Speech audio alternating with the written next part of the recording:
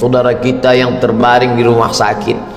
Hari ini sayup-sayup suara azan dari masjid rumah sakit masuk ke telinganya. Dia menonton di televisi acara live salat Jumat, tapi saat itu dia hanya mampu terbujur kaku. Ruhnya masih ada dalam jasad. Anaknya tidak bisa berada di sampingnya karena security tidak mengizinkan keluarga berada di dalam ruang ICU. Dia duduk di dalam. Suara terdengar, azan bersahutan, hayya 'alas salah, mari salat, hayya 'alal falah, mari menuju kemenangan. Dia hanya bisa meneteskan air mata. Kenapa? Kalau dulu dia waktu sehat sempat beribadah, penyesalannya tidak terlalu banyak. Tapi kalau di saat sehat walafiat tak sempat untuk menempelkan kening ke lantai, tak sempat melangkahkan kaki ke rumah Allah, tak sempat mendengarkan khutbah, maka tak ada duka di atas duka. Air mata yang meleleh tak dapat mengembalikan masa lalu. Lan tarji'al ayyamul lati madat, yang lalu tak dapat diulang kembali. Air mata darah menangis. Yang sakit tak akan sembuh, yang mati tak akan hidup. Penyesalan selalu datang di akhir perbuatan. Belum pernah orang menyesal sebelum perbuatan berlalu. Selalu penyesalan di akhir. Di saat itu penyesalan tak lagi bermakna.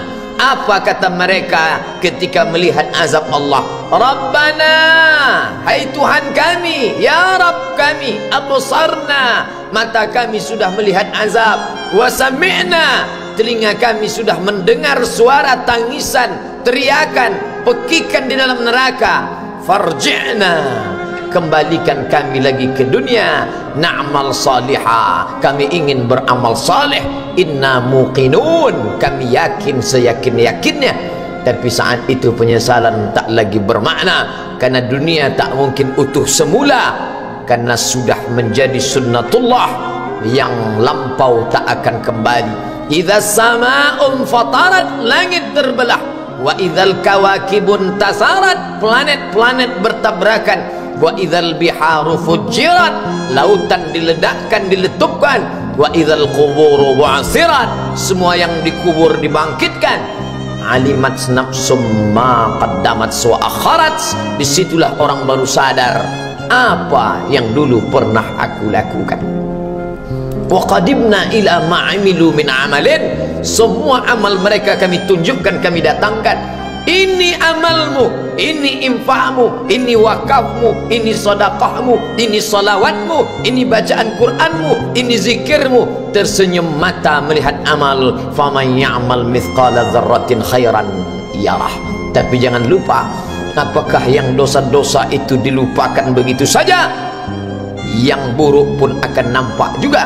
Faman ya'mal mithqala dzarratin syarran, sebesar ujung rambut, sebesar telapak kaki semut yang hitam, di atas batu yang hitam, di tengah malam yang kelam, di dalam samudra yang gelap, akan ditampakkan juga pada hari itu. Yauma tublas sarair, segala rahasia ditunjukkan, dan mata akan melihat dengan penglihatan yang nyata. Mulut tidak lagi bisa menjawab. Al-yauma nakhtimu ala afwahihim, hari itu mulut kami kunci, karena mulut itu yang dulu pandai mencari-cari alasan, bersilat lidah, maka hari itu lidah dikunci. Wa tukallimuna aydihim, tangan mereka kami buat bicara. Wa tashhadu arjuluhum, kaki bersaksi. Apa yang akan dibicarakan tangan, apa yang akan dipersaksikan kaki? Bima kanu yaksibun, semua yang pernah dilakukan di masa yang lalu. Berapa atasanmu sanggup memberi gaji sehingga begitu enteng kau tinggalkan sholatmu? Apa yang dijanjikan istrimu sehingga begitu enteng kau berikan yang haram? Hanya rayuan sesaat, padahal dia pun akan meninggalkanmu sebelum masa tua tiba. Apa yang dijanjikan anak-anakmu? Ayah, kami akan menjagamu di hari tuamu nanti, maka berikan kami yang kami inginkan, belikan kami rumah yang besar, belikan kami kendaraan yang mewah, nanti setelah hari tua kami akan menjagamu, kata mereka. Tapi setelah kita tua, dosa-dosa begitu banyak terkumpul, mereka pun meninggalkan kita di panti jompo yang penuh dengan kesunyian, hening, sepi, suara cucu tak terdengar menangis, karena mereka pun malu mengakui kita sebagai orang tua. Suapkanlah yang haram ke mulut mereka, berikanlah yang batil ke dalam perut mereka. Itu hanya akan menjadi azab di dunia sebelum hari kiamat tiba. Ish ma syi'ta, hiduplah sesuka hatimu. Ish ma syi'ta, apa yang mau kau makan, makanlah. Apa yang akan kau bekerjakan, kerjakanlah. Fa innaka mayyit, tapi ingat, kau akan menjadi mayat, kau akan mati. Semua akan diminta pertanggungjawaban di hadapan Allah Subhanahu wa ta'ala. Hari ini orang boleh tertawa, hari ini orang boleh merasa dunia dia yang punya, tapi sampai masanya yang hijau akan berubah menguning, yang kuning akan mati, yang mati akan menjadi debu, yang debu ditiup angin hampa tak bermakna. Lalu apa yang akan dibawa menghadap Allah Subhanahu wa ta'ala? Amal saleh.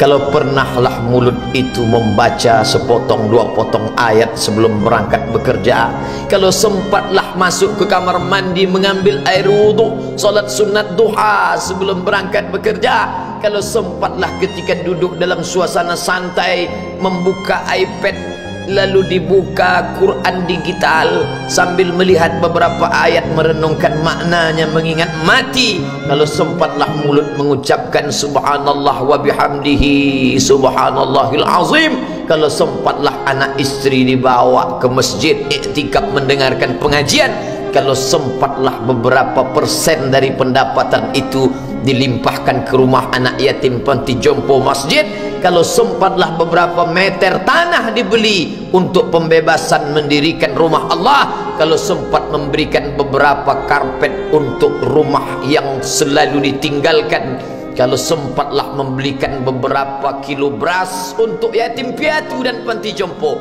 itu yang akan menolong di hadapan Allah. Adapun rumah besar dengan beberapa semen, dengan beberapa busi yang banyak, semua akan menjadi tinggal kenangan. Mereka akan menjual, membagi-baginya.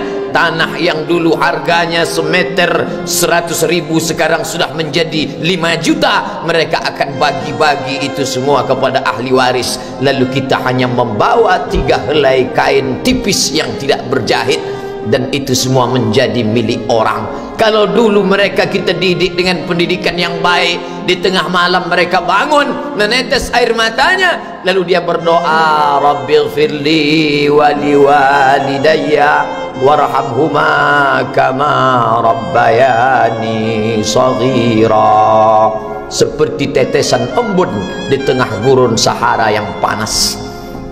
Kalau sempatlah mereka berdoa, Allahumma ighfir lahu warhamhu wa'afihi wa'fu anhu, maka mengalirlah air yang sejuk ke tenggorokan yang kering.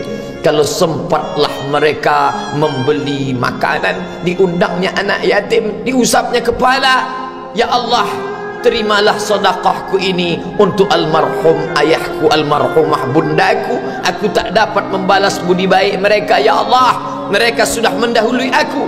Maka akan mengalirlah itu sebagai perlipur lara di tengah alam barzakh sementara kiamat tiba. Tapi kalau mereka hanya dididik dengan keduniawian, dididik dengan kemewahan, disumbat mereka dengan materi, tak pernah diingatkan pada mati. Ketika kita mati, mereka pun juga akan mati perasaan ingatannya. Paling celaka lagi, mereka mengingat kita dengan mengantarkan bunga, mereka mengingat kita dengan pakaian hitam, mereka mengingat kita dengan suara musik, mereka mengingat kita dengan memajang foto kita besar-besar di dalam rumah. Dan itu hanya menjadi penghalang rahmat Allah turun, tidak berkesan sedikit pun. Mereka sedang menyangka kalau dinyanyikanlah lagu kesenangan kita, terobat rindu hatinya. Kalau dipajangnya foto kita, dilingkarkannya karangan bunga, puas rindunya. Padahal itu tidak membuat pengaruh apapun kepada kita di alam barzakh. Maka sayang, buatlah sayang yang mengingatkan sesudah mati. Kalau rindu, buatlah kerinduan yang membuat dia akan tetap mengalir sebagai satu amal sesudah kematian. Idza matal insan, kalau manusia mati, inqata'a, dulu rajin membaca Quran berhenti, dulu rajin salat tahajud berhenti, dulu rajin menghatamkan segala yang baik-baik berhenti. Tapi ada yang tetap mengalir. Di antara yang mengalir itu adalah sedekatun jariyah. Sempat membelikan beberapa bungkus nasi, nampak orang tua di panti jompo menyuap nasi itu, menggeletar tangan mereka karena usia lanjut, menetes air mata. Kita bukan sedang melihat orang tua, kita bukan sedang melihat orang lain, saat itu kita sedang melihat potret diri kita 30 tahun yang akan datang. Di mana aku 30 tahun akan datang? Surga, kenikmatan yang luar biasa, tapi dia tidak akan dimasuki oleh orang yang biasa-biasa. Solat biasa, baca Quran biasa, zikir biasa, untuk mendapatkan yang luar biasa, maka itu bukan perimbangan ibadah yang fair. Hanya dengan solat wajib biasa, hanya dengan baca Quran biasa, hanya dengan zikir biasa, hanya dengan sedekah biasa, berharap akan masuk ke dalam surga yang luar biasa, maka sungguh bukan suatu perimbangan perniagaan yang seimbang antara makhluk dengan Khalik Allah Subhanahu wa ta'ala. Khutbah Jumat ini kembali mengingat kita, mengajak merenung bersama, kita ini mau kemana, di sini untuk apa, yang kita bawa menghadap Allah itu apa? Apakah nama, jabatan, kebesaran, harta benda ikut menghadap Allah? Tidak, dia akan tinggal menjadi puing-puing kenangan. Yang akan dibawa adalah amal saleh. Makanya kita selalu berdoa selesai wudu, Allahumma ja'alni minat tawabin waj'alni minal mutatahhirin, ditutup dengan waj'alni min ibadikas salihin, karena orang yang soleh lah yang selamat dari kerugian, yang lain rugi. Innal insan, semua manusia la fi khusrin, rugi. Yang kaya rugi, yang punya kuasa rugi, yang ganteng rugi, yang punya anak rugi, yang punya istri rugi. Tapi ada yang beruntung, illallazina amanu, kecuali yang beriman, wa amilus salihati, dan beramal saleh. Itulah orang yang beruntung, karena dia akan hidup dalam kehidupan yang kekal abadi, membawa iman dan amal salehnya. Kalau sampai hari ini masih bersemayam di dalam diri kita, mari kita jaga dan kita berharap kepada Allah husnuzan. Allah menutup usia kita ini dengan husnul khatimah. Ketika itulah malaikat datang memanggil, menyambut, ya ayyatuhan nafsul mutmainnah, wahai jiwa yang tenang, irji'i ila rabbiki, kembalilah engkau kepada Tuhan Rabbmu, radiyatan mardiyah, engkau ridha kepada Allah, Allah pun ridha menerima engkau sebagai hambanya. Fadkhuli fi ibadi, masuklah engkau ke dalam golongan hambaku. Wadkhuli jannati, masuklah engkau ke dalam surgaku. Saat itu ruh keluar dari badan seperti tetesan air di hujung daun yang lembut.